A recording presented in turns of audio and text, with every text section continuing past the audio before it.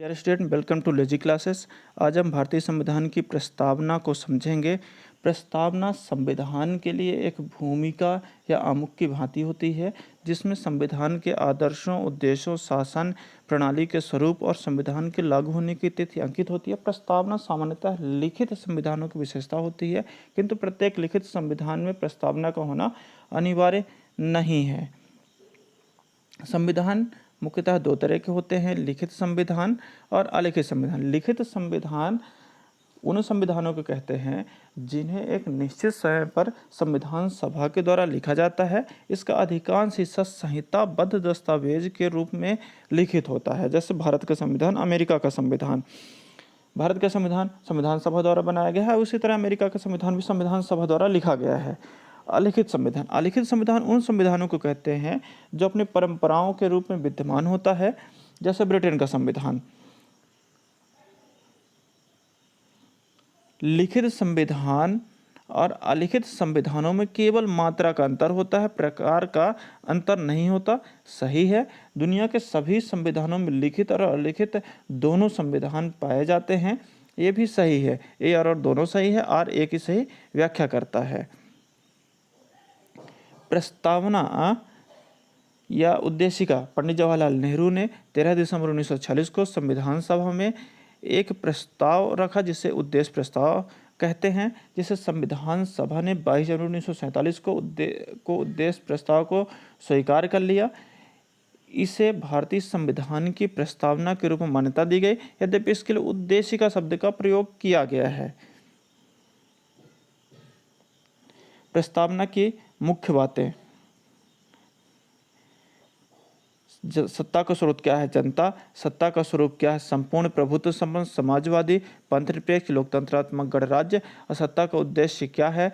न्याय, स्वतंत्रता, समानता, व्यक्ति की गरिमा, एकता और अखंडता एवं बंधुता। प्रस्तावना के अनुसार सत्ता का स्रोत जनता है, अतः प्रस्तावना लोक प्रभुता को मान्यता देती है। लोक प्रभुता का सिद्धांत रूसो ने दिया था, जो फ्रांस का विचारक था। उसके अनुसार वोक्स पॉपुली वोक्स गॉड, अर्थात जनता की वाणी ईश्वर की वाणी है।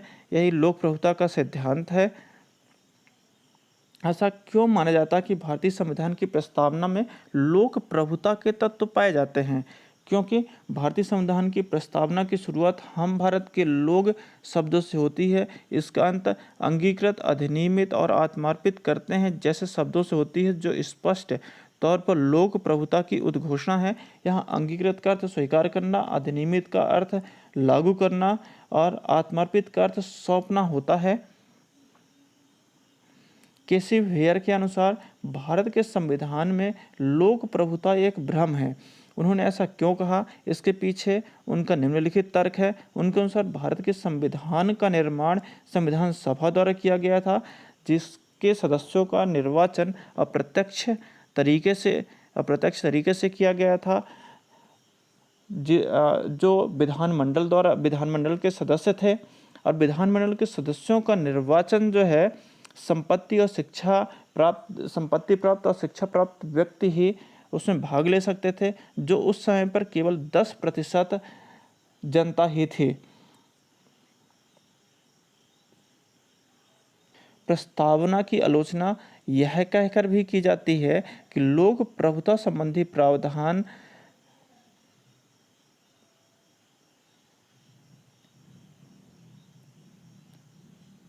प्रस्तावना की आलोचना यह कहकर भी की जाती है कि भारत के संविधान सभा में सभी वर्गों का प्रतिनिधित्व नहीं था। चर्चिल ने इसे उच्च जाति के हिंदुओं का जमावड़ा कहा, असेंबली ऑफ कास्ट हिंदूज कहा। लेकिन केसी हेयर का विचार सही नहीं है। भारत का संविधान लोक प्रभुता पर आधारित है, क्योंकि 1952 में पहला आम चुनाव हुआ, जो सार्वभौमिक वयस्क मताधिकार पर आधारित था। और इस चुनाव में संविधान सभा के अधिकांश सदस्य भारी बहुमत से विजय हुए, जो जनता के बीच उनकी लोकप्रियता को दिखाता है। इससे सिद्ध होता है कि हम भारत के लोग केवल सही मायने के प्रतिनिधि थे।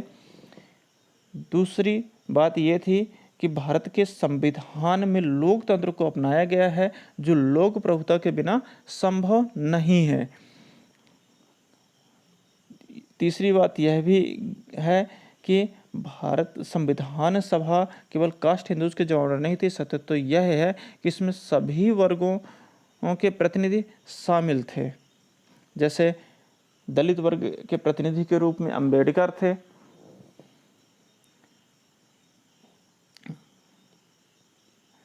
सत्ता का स्वरूप संपूर्ण प्रभुत्व संपन्न।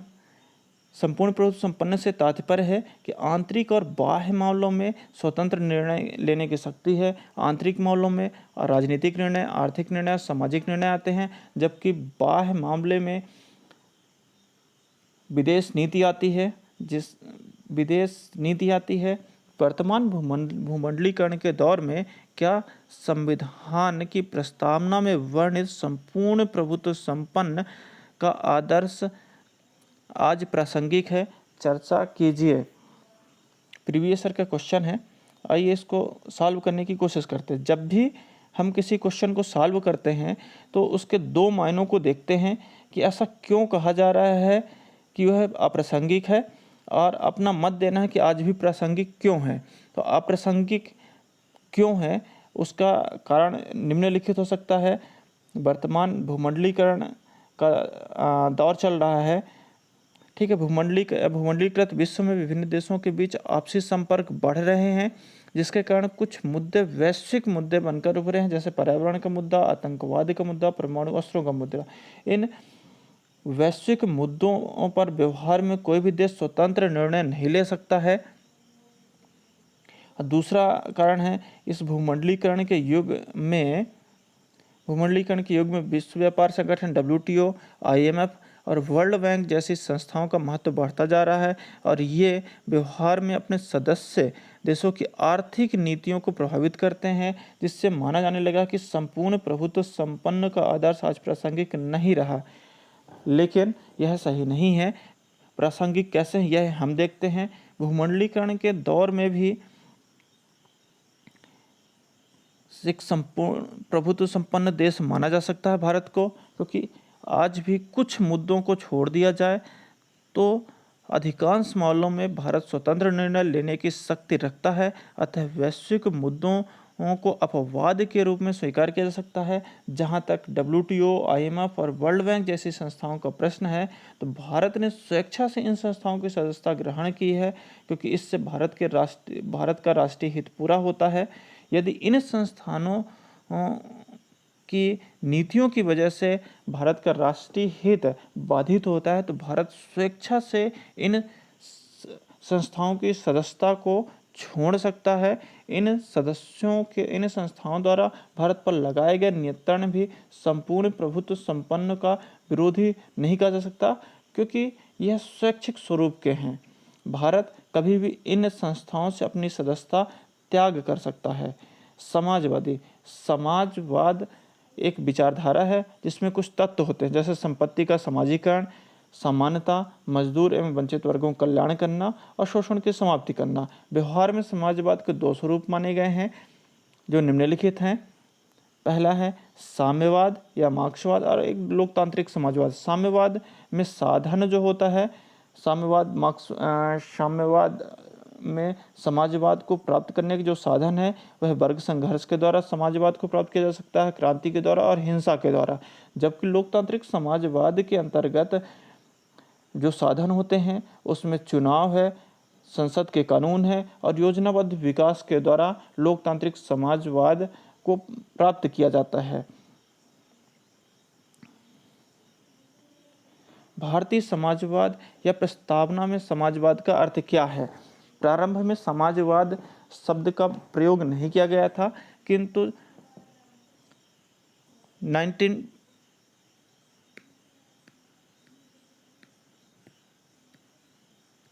भारतीय समाजवाद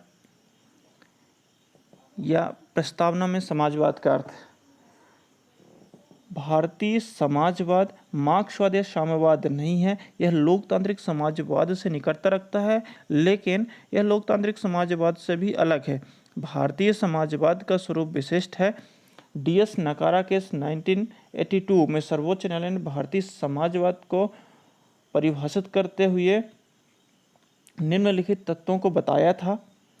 इसमें निम्न है: आय की असमानता को कम करना, जीवन स्तर की असमानता को कम करना, मजदूर एवं वंचित वर्गों का कल्याण करना और विभिन्न रूपों में मौजूद शोषण को समाप्त करना। ये भारतीय समाजवाद के मुख्य लक्षण हैं, मुख्य तत्व हैं। भारतीय समाजवाद का अर्थ नागरिक को जन्म से लेकर मृत्यु तक सुरक्षा प्रदान करना है। To provide security from cradle to grave. इस प्रकार भारतीय समाजवाद का मुख्य संबंध सरकार की समानतावादी नीतियों से है। संपत्ति के निजीकरण या समाजीकरण का मुद्दा भारतीय समाजवाद के केंद्र में नहीं है। भारतीय समाजवाद इस बात पर बल देता है कि सरकार की नीतियां समानता पर आधारित हों और वह मजदूर एवं वंचित वर्गों के पक्ष में हों। लेकिन भारतीय समाजवाद निजी संपत्ति की अवधारणा का अनिवार्यतः विरोधी नहीं है। भारतीय समाजवाद ने सार्वजनिक संपत्ति एवं निजी संपत्ति का सहअस्तित्व संभव है। भारतीय समाजवाद एक ऐसी व्यवहारिक नीति है जिसमें सरकार के समानतावादी कार्यक्रमों और योजनाओं के रूप में देखा जा सकता है। क्या नई आर्थिक नीति ने भारतीय संविधान की प्रस्तावना में वर्णित समाजवाद को अप्रासंगिक बना दिया? चर्चा कीजिए। ये प्रीवियस ईयर का क्वेश्चन है, लेकिन इसको समझने से पहले हम देखते हैं कि यह प्रश्न क्यों पूछा गया है। क्योंकि 1991 में नई आर्थिक नीति आई थी जिस पर एलपीजी रिफॉर्म किया गया था। एलपीजी मतलब निजीकरण, उदारीकरण और भूमंडलीकरण पर बल दिया गया था। ये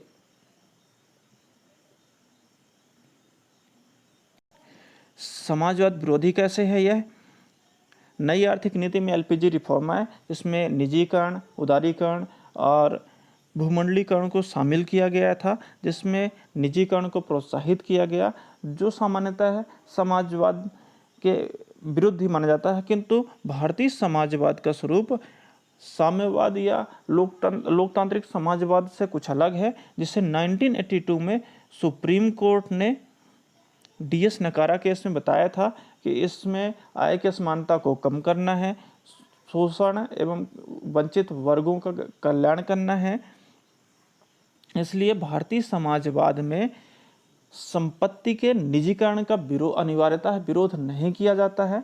भारतीय समाजवाद में निजीकरण और सार्वजनिक संपत्ति का सह अस्तित्व पाया जाता है। अतः नई आर्थिक नीति के फलस्वरूप भी भारतीय समाजवाद की प्रासंगिकता समाप्त नहीं होती है।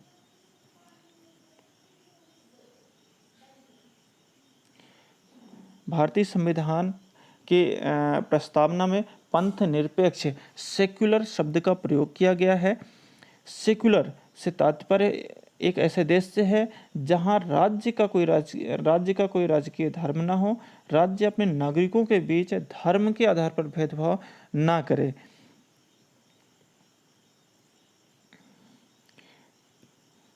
सभी नागरिकों को, चाहे वे किसी भी धर्म को मानते हों, उन्हें धार्मिक स्वतंत्रता का अधिकार होगा।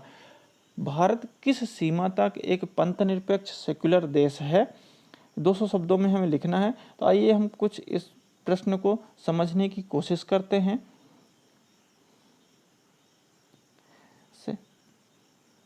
एक पंथ निरपेक्ष धर्मनिरपेक्ष राज्य के रूप में भारत संवैधानिक दृष्टि से भारत को एक पंथ निरपेक्ष देश के रूप में माना जा सकता है, क्योंकि भारत में राज्य का कोई राजकीय धर्म नहीं है।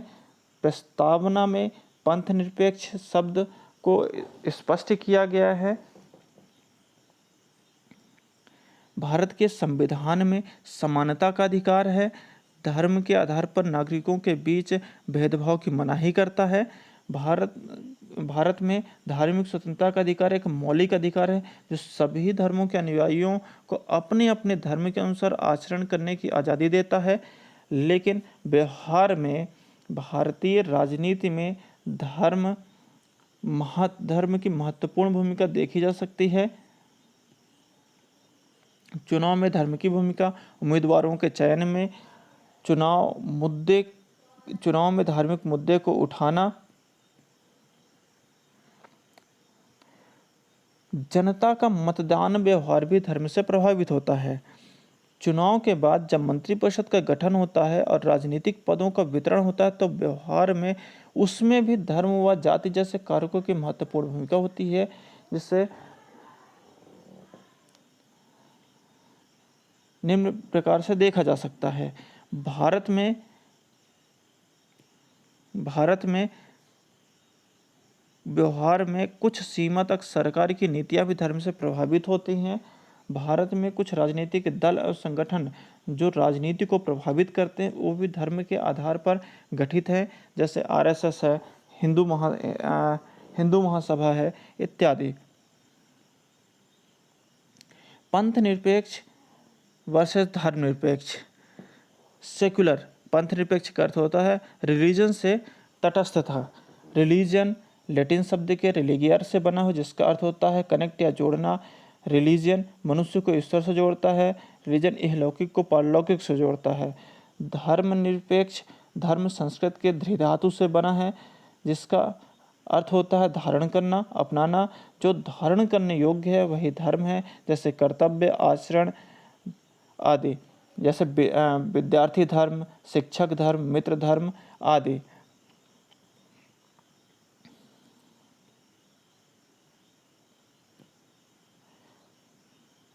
लोकतंत्र, डेमोक्रेसी।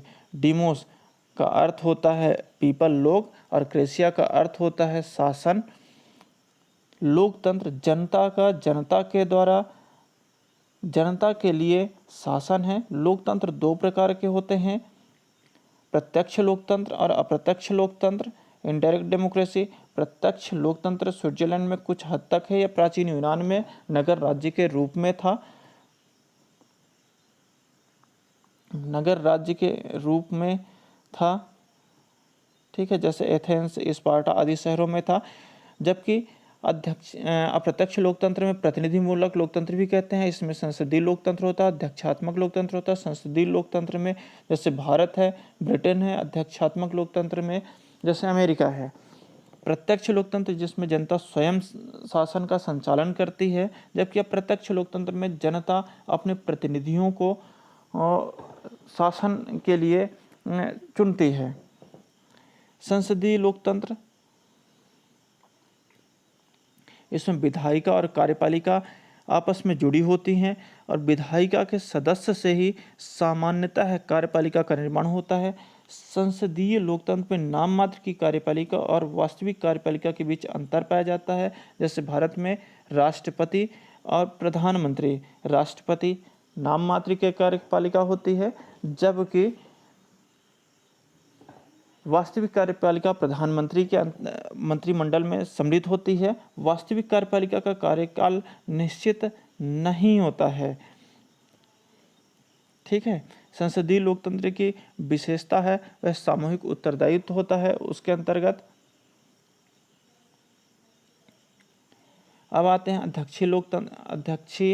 अध्यक्षात्मक लोकतंत्र। अध्यक्षात्मक लोकतंत्र के अंतर्गत विधायिका, कार्यपालिका और न्यायपालिका सभी एक दूसरे से पृथक होते हैं, स्वतंत्र होते हैं। अध्यक्षीय शासन में नाम मात्र की कार्यपालिका और वास्तविक कार्यपालिका में कोई अंतर नहीं होता है। वास्तविक कार्यपालिका का निश्चित कार्यकाल होता है, ठीक है।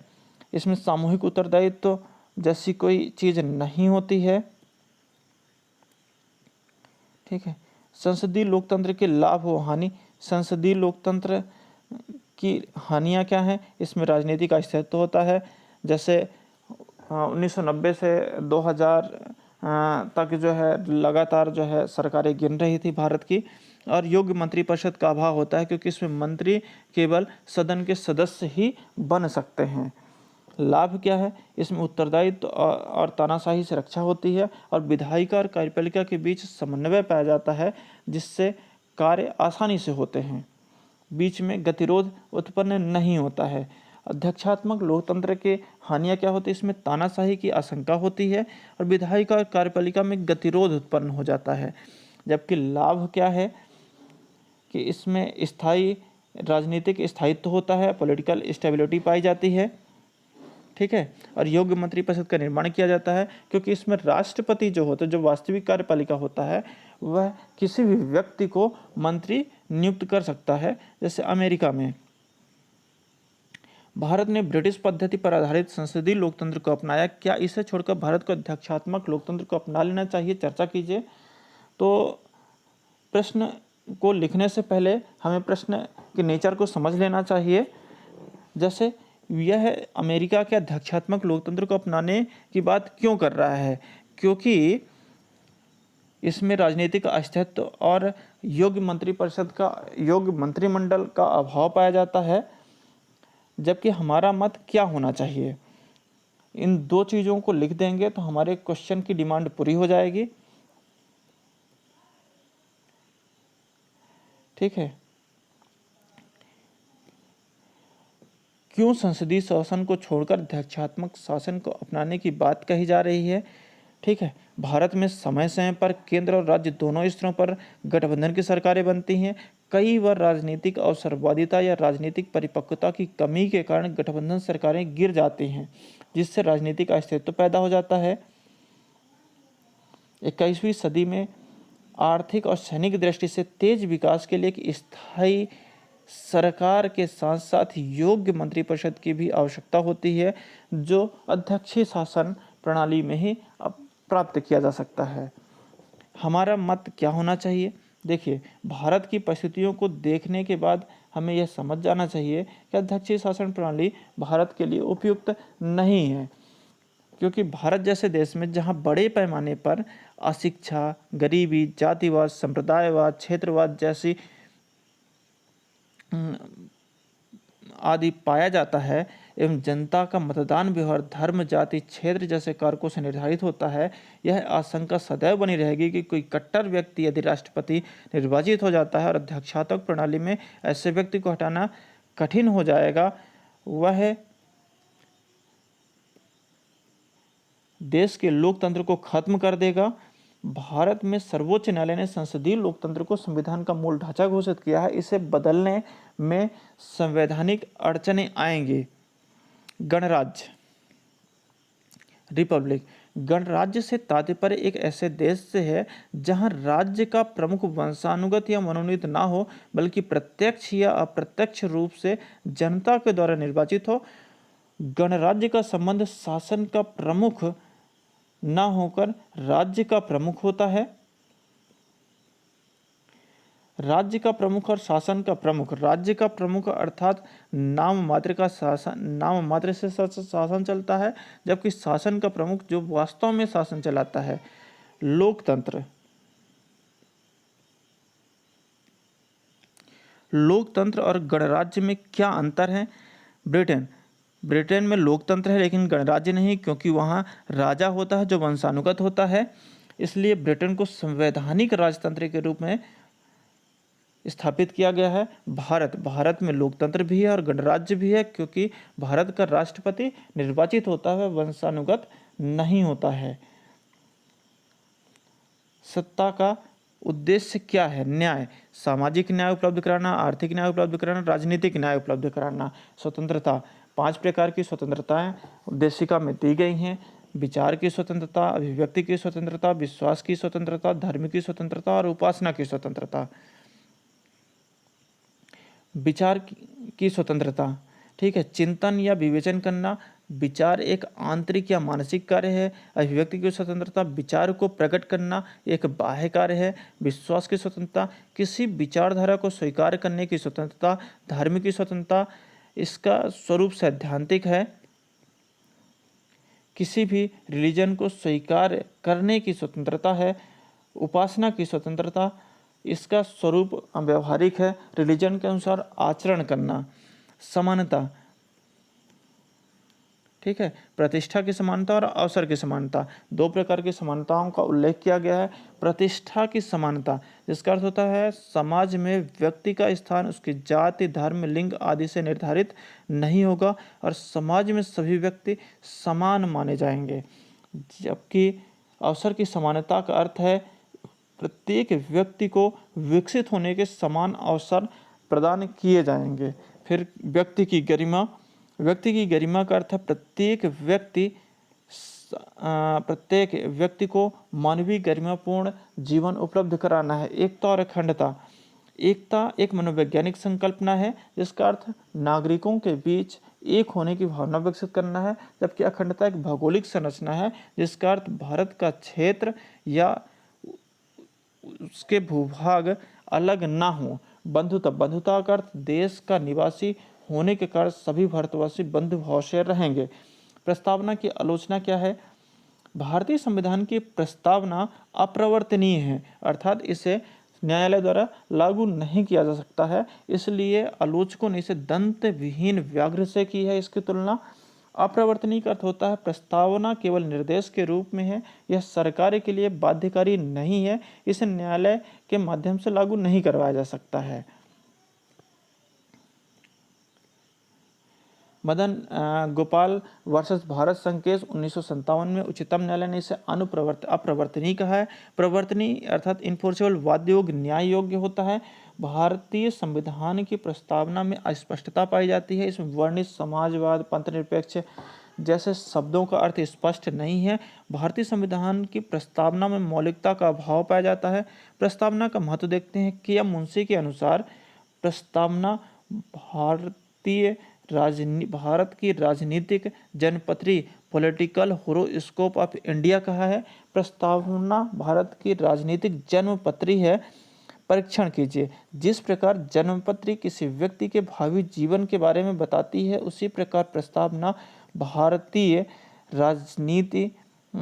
संविधान का दर्शन निहित है और यह भविष्य के भारत की रूपरेखा प्रस्तुत करती है। सत्ता का स्रोत क्या है, सत्ता का स्वरूप कैसा होना चाहिए, सत्ता का उद्देश्य क्या है आदि प्रस्तावना वर्णित करती है। न्यायमूर्ति गजेंद्र गढ़कर के अनुसार यद्यपि प्रस्तावना संविधान का अंग नहीं है, इससे शासन करने की कोई विशिष्ट शक्ति प्राप्त नहीं होती, फिर भी प्रस्तावना संविधान निर्माताओं के मस्तिष्क को समझने की कुंजी है। इसका अर्थ है कि प्रस्तावना में भारतीय संविधान का दर्शन निहित है और प्रस्तावना के माध्यम से संविधान निर्माताओं ने भविष्य के भारत की रूपरेखा प्रस्तुत की है। अतः यदि कभी संविधान के निर्वचन के संबंध में किसी प्रकार की अस्पष्टता उत्पन्न होती है तो प्रस्तावना के माध्यम से दूर किया जाएगा। संविधान का वही अर्थ या व्याख्या स्वीकार की जाएगी जो प्रस्तावना के अनुकूल है, अन्यथा अन्य व्याख्या को अस्वीकार कर दिया जाएगा। ठाकुर दास भार्गव के अनुसार प्रस्तावना भारत की आत्मा है, भारत के संविधान की आत्मा है। संविधान की आत्मा किसे कहा जाता है? प्रस्तावना को ठाकुर दास भार्गव के अनुसार जिस प्रकार आत्मा बिना शरीर महत्वहीन है, उसी प्रकार प्रस्तावना के आदर्शों के बिना भारत का संविधान महत्वहीन व निष्प्राण हो जाएगा। प्रस्तावना का आदर्श ही संविधान को जीवंत बनाते हैं। भारतीय संविधान का दर्शन प्रस्तावना में पाया जाता है। प्रस्तावना में स्वाधीनता आंदोलन के आदर्शों की झलक दिखाई पड़ती है। प्रस्तावना से संबंधित मुद्दे, प्रस्तावना संविधान का अंग है या नहीं, प्रस्तावना संशोधनीय है या नहीं। बेरुवाड़ी केस 1960 में सुप्रीम कोर्ट ने कहा था कि प्रस्तावना संविधान का अंग नहीं है, अतः संशोधन नहीं किया जा सकता, जबकि केशवानंद भारती केस 1973 में सुप्रीम कोर्ट ने कहा कि प्रस्तावना संविधान का अंग है, अतः इसमें संशोधन किया जा सकता है, लेकिन प्रस्तावना में जो मूल ढांचा है उसमें संशोधन नहीं किया जा सकता है। मिनर्वा मिल्स केस और LIC केस में भी प्रस्तावना को संविधान का अंग माना गया है। अतः वर्तमान स्थिति यह है कि प्रस्तावना संविधान का अंग है, इसमें संशोधन किया जा सकता है। यदि प्रस्तावना में कोई मूल ढांचा पाया जाता है तो प्रस्तावना के उस हिस्से में संशोधन नहीं किया जाएगा। निष्कर्ष यह है कि न्यायालय का मत सही प्रतीत होता है, क्योंकि यदि प्रस्तावना को संशोधनीय न माना जाए तो इसकी गतिशीलता और प्रासंगिकता समाप्त हो जाएगी और लंबे समय के पश्चात एक ऐसी स्थिति बन जाएगी जब स्वयं प्रस्तावना और संविधान में विरोधाभास की स्थिति उत्पन्न होगी।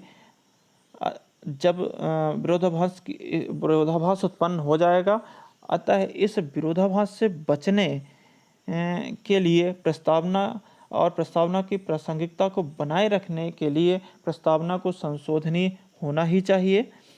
अभी तक प्रस्तावना में केवल एक बार संशोधन किया गया, 42वां संविधान संशोधन 1976, जिसमें 3 शब्दों को जोड़ा गया था, समाजवादी, पंथनिरपेक्ष और अखंडता।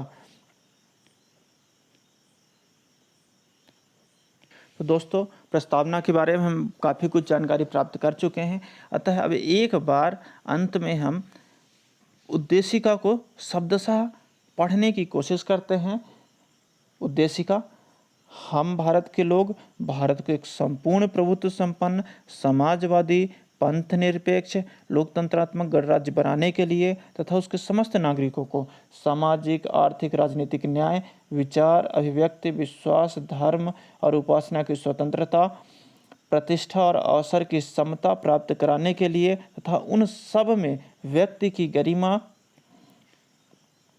और राष्ट्र की एकता और अखंडता सुनिश्चित करने वाली बंधुता बढ़ाने के लिए दृढ़ संकल्प होकर अपनी इस संविधान सभा में आज की तारीख 26 नवंबर 1949 मिति मार्गशीर्ष शुक्ल सप्तमी संवत 2006 विक्रमी को एतद् द्वारा इस संविधान को अंगीकृत, अधिनियमित और आत्मार्पित करते हैं। धन्यवाद। आज के लिए